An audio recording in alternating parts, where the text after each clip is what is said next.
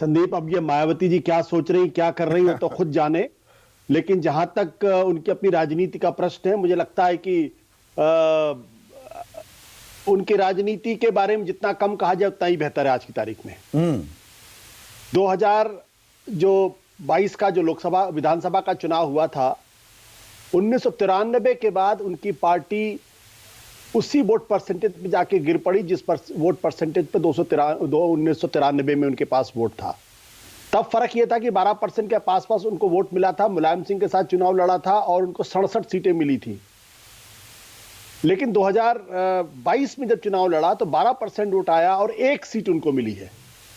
और इस 1 सीट के बल पे अगर उनको लगता है कि उत्तर प्रदेश की राजनीति में कोई प्रमुख भूमिका अपने निभा सकती हैं, तो फिर मुझे उनकी राजनीतिक सोच के बारे में, उनकी रणनीति के बारे में कुछ भी नहीं कहना है। पर बहुतों का खेल बना सकती हैं और बिगाड़ सकती हैं, वो हैसियत अभी उनकी है।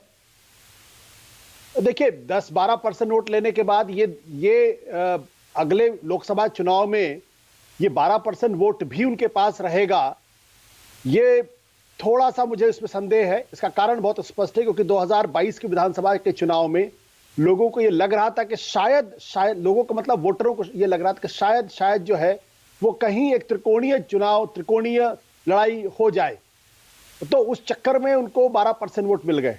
लेकिन अगर ये बात बिल्कुल स्पष्ट हो जाए उत्तर प्रदेश के वोटर्स के बीच में कि लड़ाई जो है वो दो पक्षीय हो रही है, बाइपोलर हो रही है, तो उसमें उनके पास ये 12% वोट बचेगा, इसमें इसकी भी संभावना मुझे कम दिखाई पड़ती है। मायावती आज की तारीख में एक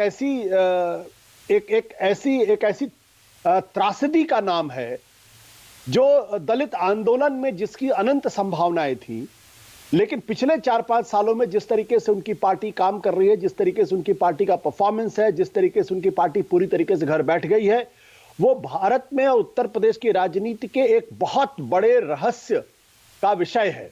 और आने वाले समय में इस पर रिसर्च होगी कि आखिर मायावती, जो एक जमाने में बड़ी जुझारू मानी जाती थी, दलितों की सबसे बड़ी नेता मानी जाती थी, अचानक उनको क्या हो गया है कि वो घर बैठ गई हैं, किसी तरीके की कोई पॉलिटिकल जिसे कहते हैं इंटरफेरेंस नहीं कर रही हैं और अकेले। नहीं, ये तो ओपन सीक्रेट है, ये देश की सबसे जानी मानी खुफिया जानकारी है कि भाई मायावती पर दबाव है, भ्रष्टाचार के कुछ ऐसे केसेस हैं, ऐसी तलवार लटकी हुई है, उन्हें खोल दिया जाए तो जेल में जाना पड़ जाएगा। तो बहुत से लोग कहते हैं इसीलिए बीजेपी की बी टीम बन गई है। पर यहां पर अकेले चुनाव लड़कर क्या वो अपनी खोई हुई जमीन वापस लेने की मजबूती से तैयारी कर रही है, या ये किसका नुकसान करेंगी और किसका फायदा, अभी उसका आकलन करना बाकी है। आशु, संदीप, जो बात आप कह रहे हैं मैं उसको नहीं कह सकता, क्योंकि मेरे पास किसी तरीके का कोई सबूत नहीं है, मेरे पास किसी तरीके मैं का तो कह रहा हूं चर्चाएं गर्म है। हाँ, नहीं, ठीक है, आपकी बात अलग है, लेकिन मैं उसको नहीं कह सकता।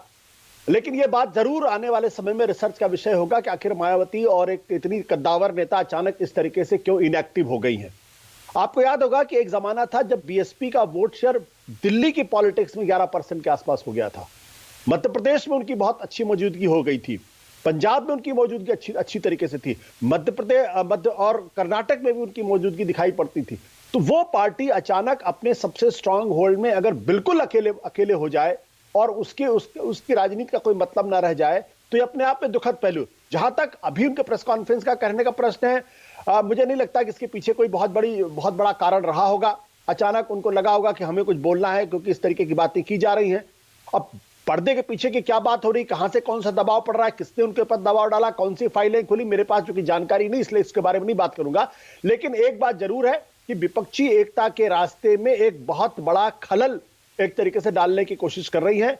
और अगर मायावती 2024 के लोकसभा के चुनाव में अगर वो अकेले लड़ी, तो मुझे इस बात का पूरा यकीन है कि 2014 की तरीके से उनका खाता नहीं खुलेगा, उनको 10% वोट भी मिलने में दिक्कत पैदा होगी। और उसमें एक और तस्वीर, अगर विपक्ष की एकता की वानगी का आकलन करें, तो अगर सबसे बड़े, सबसे महत्वपूर्ण चुनाव के लिहाज से राज्य में हम बात करें, वहां कोई विपक्षी एकता नहीं होने वाली है। क्या उसके संकेत मिल रहे हैं ये, या अभी ये संदेश भी दिया जा रहा है कि देखिए मेरी बातें मानिए? विपक्षी खेमे को क्या वो संदेश दे रही हैं या संकेत दे रही हैं, देखिए कोई विपक्षी एकता नहीं होने वाली है? संदीप, जितना उत्तर प्रदेश का मैंने अध्ययन किया है, 2022 का विधानसभा का चुनाव एक बैरोमीटर की तरीके से सामने है। उसमें समाजवादी पार्टी का वोट प्रतिशत 10% बढ़ा, 22% से बढ़ के 32% हुआ है। भारतीय जनता पार्टी का वोट प्रतिशत 39 से बढ़ के 41% हुआ, लगभग 2% का फायदा हुआ है। मायावती का वोट शेयर 22 से घट के 12 पे हुआ है। इसका मतलब मायावती का बहुत सारा जो वोट है वो बीजेपी की तरफ जाने की तुलना में वो समाजवादी पार्टी की तरफ जाता हुआ दिखाई पड़ रहा है।